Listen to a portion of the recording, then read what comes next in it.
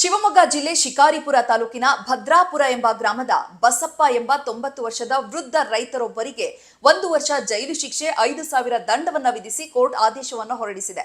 ಸದ್ಯಕ್ಕೆ ಈ ವೃದ್ಧ ರೈತ ಹಾಸಿಗೆ ಹಿಡಿದಿದ್ದು ವಯೋಸಹಜ ಕಾಯಿಲೆಯಿಂದ ಬಳಲ್ತಿದ್ದಾರೆ. ಕಿವಿ ಕೂಡ ಕೇಳೋದಿಲ್ಲ.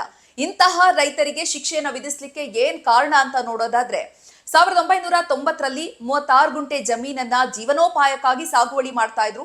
1998ರಲ್ಲಿ ಬಗರ್ ಹುಕುಂ ಸಕ್ರಮೀಕರಣಕ್ಕೆ ಅರ್ಜಿಯನ್ನ ಸಲ್ಲಿಸಿದ್ರು. ಆದ್ರೆ ರಿಜೆಕ್ಟ್ ಆಗಿತ್ತು ಆ ಟೈಮಲ್ಲಿ. ಅಲ್ಲಿನ ಜಿಲ್ಲಾಧಿಕಾರಿ 2011ರಲ್ಲಿ ಕೇಸ್ ದಾಖಲಿಸಿರ್ತಾರೆ ಇವರು ವಿರುದ್ಧ. ಅದಕ್ಕೆ ಈಗ ಬೆಂಗಳೂರಿನ ಭೂ ಕಬಳಿಕೆ ನಿಷೇಧ ವಿಶೇಷ ನ್ಯಾಯಾಲಯ 1 ವರ್ಷ ಶಿಕ್ಷೆಯನ್ನು ವಿಧಿಸಿದೆ. 100 ಎಕರೆ ಭೂ ಕಬಳಿಕೆ ಮಾಡಿ ನೆಮ್ಮದಿಯಾಗಿರುವಂತಹ ಪ್ರಭಾವಿಗಳ ಮಧ್ಯದಲ್ಲಿ ಇಂತಹ ಸಣ್ಣ ಪುಟ್ಟ ರೈತರ ಗೋಳು ಯಾರಿಗೂ ಕೇಳಿಸಲ್ಲ ಅನ್ನೋದು ವಿಪರ್ಯಾಸ. ಸರ್ಕಾರ ಮಧ್ಯಪ್ರವೇಶವನ್ನ ಮಾಡಬೇಕು, ಇಂತಹ ಸಣ್ಣ ಪುಟ್ಟ ರೈತರಿಗೆ ನ್ಯಾಯ ದೊರಕಿಸ್ಕೊಡ್ಬೇಕು ಅಂತ ರೈತ ಸಂಘ ಆಗ್ರಹಿಸ್ತಾ ಇದೆ.